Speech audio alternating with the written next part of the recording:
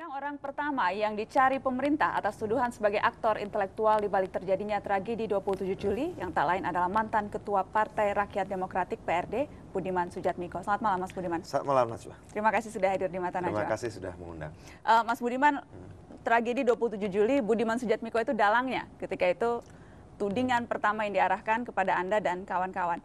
Persisnya Anda sendiri pada saat Sabtu Kelabu itu berada di mana? Pada waktu kejadian itu memang saya ada di lapangan bersama dengan kira-kira 10.000 orang yang lain.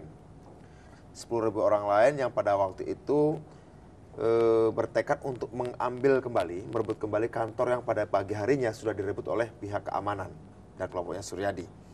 Sehingga pada waktu jam 9 pagi sampai siang ya masa menyemut sampai saya perkirakan 10.000 di bawah jalan layang kereta api Cikini depan Teater Megaria dan depan LBH. Disitulah berkumpul sekitar 10.000 orang dan sampai menyemut ketika pada siang hari mereka kemudian mendesak aparat kepolisian dan saya ada di sana juga dan terjadi bentrokan.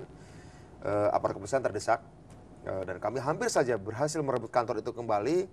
Namun kemudian dari arah jalan Surabaya muncul pasukan angkatan darat yang kemudian menghalau kami dan barisan sekitar 10.000 orang itu tersebar kemana-mana dan pada waktu itulah saya sempat ke kantor LBH, saya sempat bertemu almarhum Sophan Sopyan, juga Dr. Ciptaning dan banyak, jika tidak keliru juga ada Cak Munir juga, almarhum Cak Munir dan banyak korban lain yang pada waktu itu luka dan sedang dirawat di depan kantor LBH.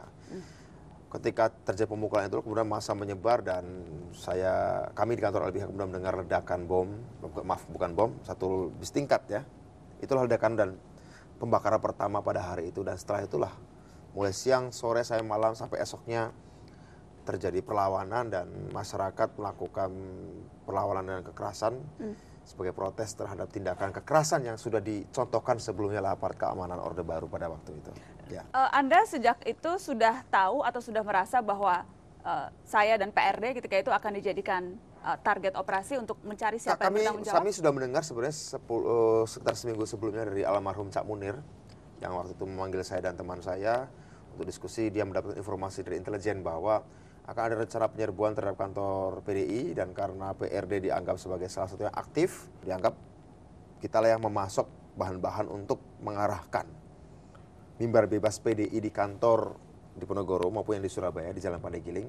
Bukan lagi isunya anti Suryadi, tapi sudah mengarah pada bahwa ini adalah persoalan salahnya sistem politik Orde Baru, salahnya Presiden Soeharto sebagai diktator yang berkuasa dan tidak ingin seorang sosok Megawati muncul dan memimpin oposisi.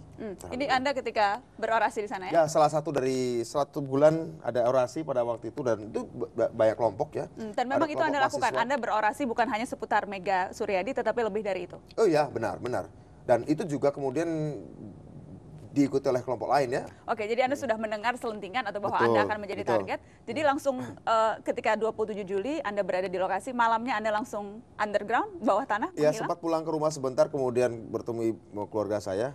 Kemudian mereka kaget, loh kok namamu muncul disebut kerusuhan tadi Dalang? Ya nggak apa-apa, kan saya sudah pernah bilang pada ibu, dulu saya terjun politik pasti saya akan mengalami seperti ini, jadi nggak usah kaget.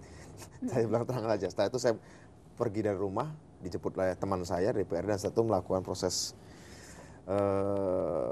pelarian. Berapa lama Anda lari sebelum dengan teman-teman selama 2 minggu ya. 27 Juli peristiwanya, kemudian baru kami tertangkap pada tanggal 11 Agustus tahun 96. Lari kemana saja Mas Budiman? Kebetulan kita pada waktu diungsikan oleh Pak Saud Sirait, mantan komisioner KPU, kemudian juga Pak Johnson Panjaitan, kemudian beberapa tempat lain, dan kita dititipkan kepada kakaknya Romo Sandiawan, yaitu Pak Beni di Bekasi. Sebenarnya waktu itu dalam kerangka transit karena kami mungkin akan diungsikan ke berbagai daerah, kota-kota lain. Acungi sepucuk pistol ya ke kepala saya dengan pelaku.